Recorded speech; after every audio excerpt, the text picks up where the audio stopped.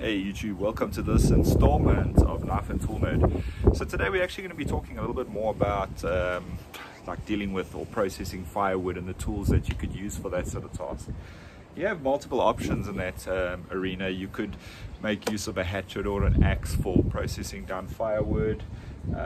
There's many options, but for those of you that are just getting a start into things and you're looking for a simple way to process down firewood without possibly chopping a leg or something like that off, I have multiple hatchets and axes. This is just one of the little first ones that I've got lying around, which is great for what I'm going to be showing you guys now.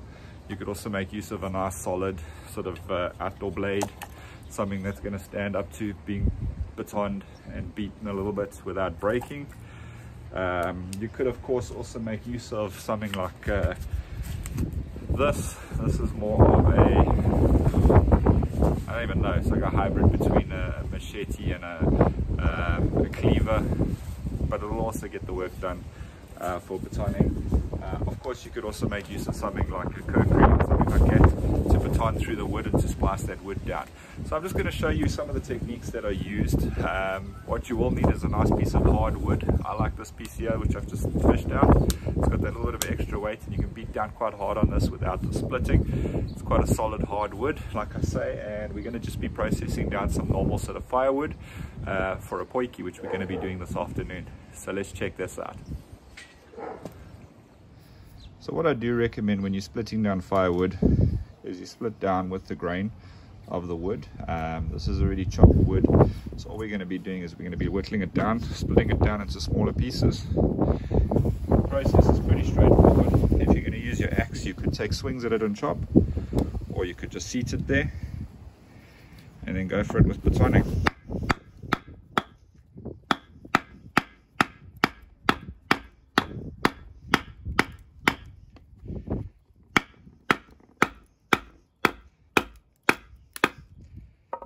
Split your wood like that, and that's pretty much how you would continue going.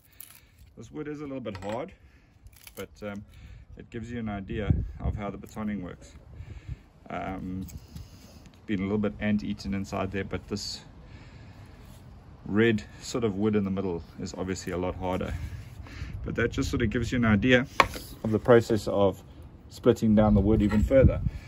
Now if you're going to use something like a knife, you would grab your blade, you would place it, obviously the blade needs to be able to process right through, and then you could go for it.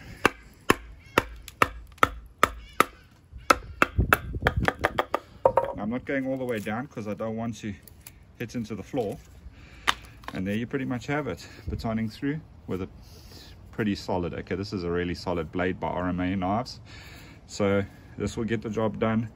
And of course it doesn't dull the edge at all because the wood is a lot softer than the knife. You could of course also go on to using kukri. It would definitely get the job done.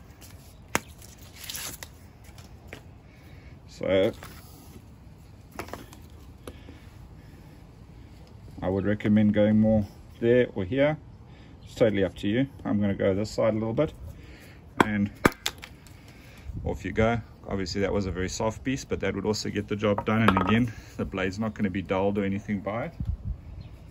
And last but not least, you've got your sort of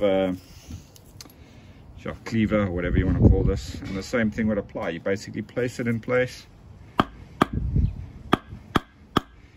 then you could baton through.